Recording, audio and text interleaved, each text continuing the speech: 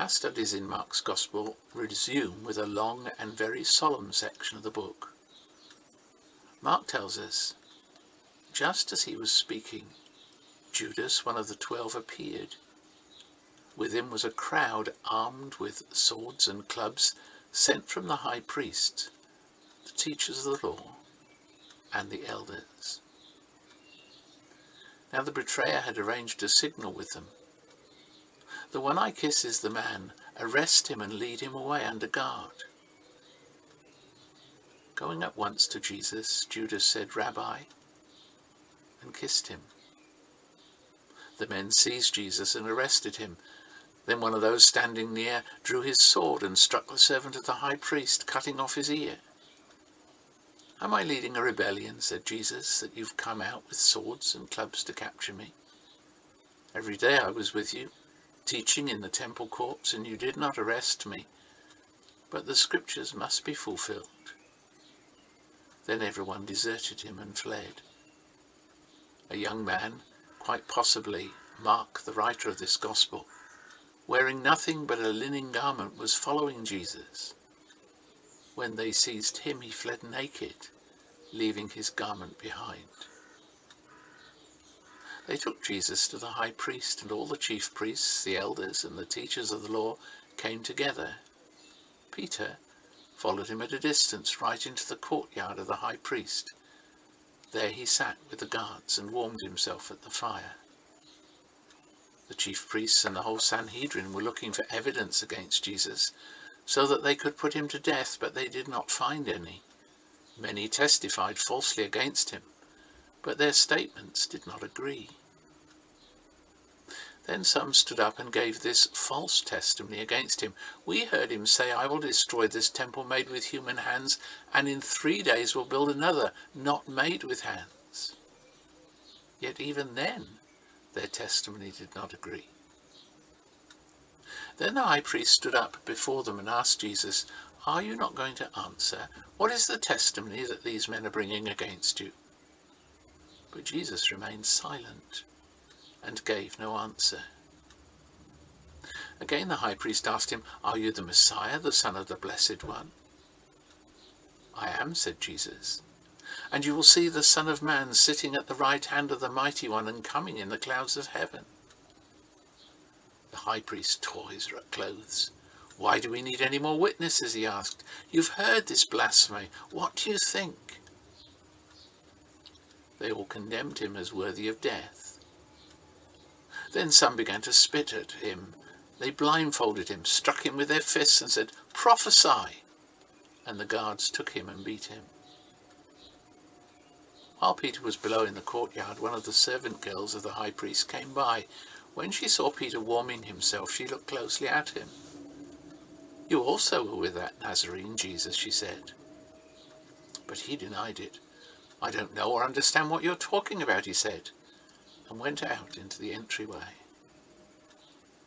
When the servant girl saw him there, she said again to those standing around, "This fellow is one of them." Again he denied it. Then a little while those standing near said to Peter, "Surely you are one of them, for you are a Galilean." Peter began to call down curses, and he swore to them, "I don't know this man you're talking about." Immediately the rooster crowed the second time. Then Peter remembered the word of Jesus that had been spoken to him, "Before the rooster crows twice, you will disown me 3 times." And he broke down and wept.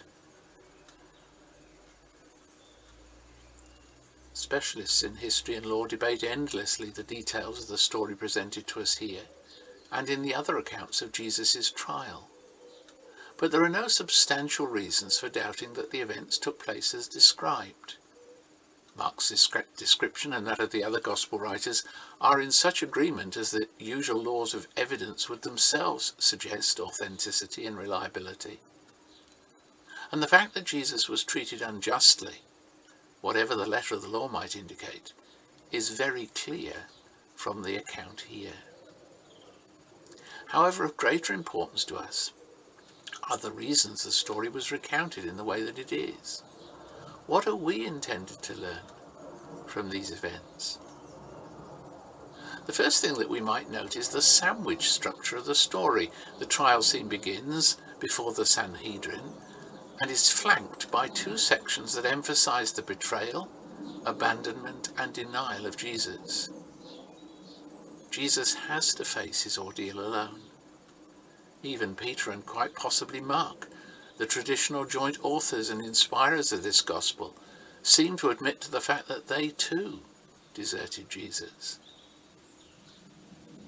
The second thing we note is that the account before us places emphasis upon Jesus' words and the fact that it is what Jesus says that provokes his condemnation.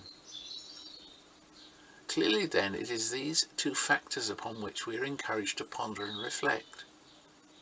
Perhaps they're best considered in reverse order, since the latter is emphasized by its central position in the account. We note then that religious and secular authorities were scandalized by Jesus' claims. The Sanhedrin comprised both groups, and all agreed with the high priest that Jesus' claims were intolerable. What then provoked such a reaction? Very simply it was this, and Mark leaves us in no doubts, but that Jesus made the exclusive claim to be God, God incarnate, and the world's sovereign and its judge. Those present must have had an inkling of what this entailed. Such a claim relegates all religious systems and philosophies to the dustbin of human self-deluding speculation.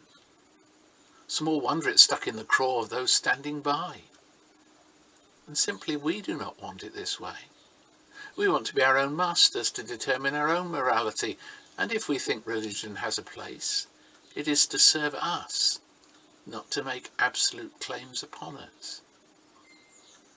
Thus, if we look out on our world, we will see attempts to attack or undermine, sideline, qualify or trivialize Jesus' claims over humanity. And if we look at our own hearts, we recognize the same principles at work. Indeed, perhaps this is where the former emphasis in this story is important. Faced with the unfolding events and the increasing clarity of Jesus' claims, at worst, rejection and betrayal surfaced, and at best, flight and denial. This story, however, will not let us off so lightly. It demands our response to the claims of the God-man to sole authority in our lives. At the same time, it offers hope. Peter and Mark were rehabilitated, and at length, their intellectual and moral battles overcome, they bowed before the one who is revealed here. 2,000 years later, we've retraced our steps and stood in the shoes of those who first heard Jesus' claims. We've shared something of the outrage that they must have felt. We recognize the same in us.